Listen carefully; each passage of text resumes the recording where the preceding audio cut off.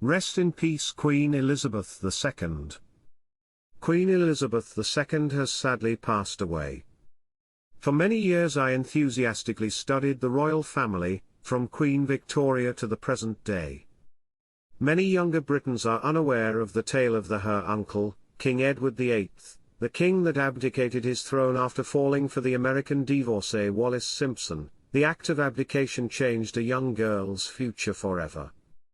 Elizabeth, fondly nicknamed Lilibet, was the first child of the Duke and Duchess of York, who later became King George VI and Queen Elizabeth. She had an idyllic childhood with her best friend, her sister Margaret. But due to the abdication of her uncle King Edward, her father was thrust into taking the throne.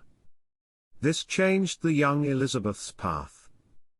Her father, a rather shy gentleman who never wanted to be king, rose to the challenge. He was a voice of reason, calm and patriotism throughout the Second World War. This set a great example for the future young queen.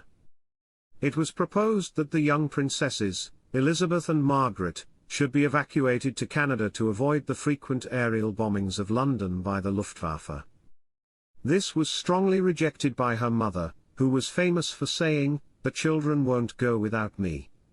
I won't leave without the king. And the king will never leave." The royal family at this time became adored by the public for their bravery during Britain's darkest hour. They toured the ruins of London at the height of the Blitz to show solidarity with the people.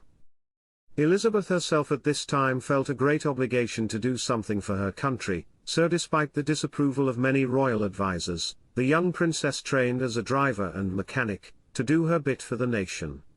She was crowned on the 2nd of June 1953. This was a mighty job for a young mother, who became queen at a time when Britain was still suffering the financial and emotional hardship due to the war, not to mention whilst the British Empire was in a rapid decline. Despite these obstacles and hardships, she did her duty, and she did it well. Never to moan, never a moment of escapism or defeatism, she remembered her father's example of one who stands up for the nation they serve. The Queen has had over 170 individuals serve as prime ministers of her various realms throughout her reign. The first new appointment was Dudley Senonaiok as Prime Minister of Ceylon, and the most recent being Liz Truss as Prime Minister of the United Kingdom. Queen Elizabeth II has met every U.S. president since Harry Truman, with the exception of Lyndon Johnson.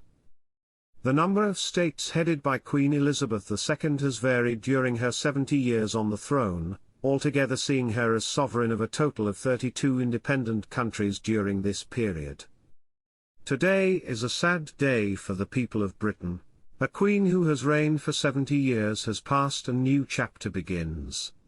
Whilst there are critics of her reign, of her family, I'd like to pay my deepest heartfelt respect to a woman who was thrust into a life she didn't choose, into a role she never expected, yet served with grace, strength and dignity for 70 long years. On behalf of Britain First, we send our prayers to her loved ones in these difficult times. Yours sincerely, Ashley Simon, Chairman, Britain First.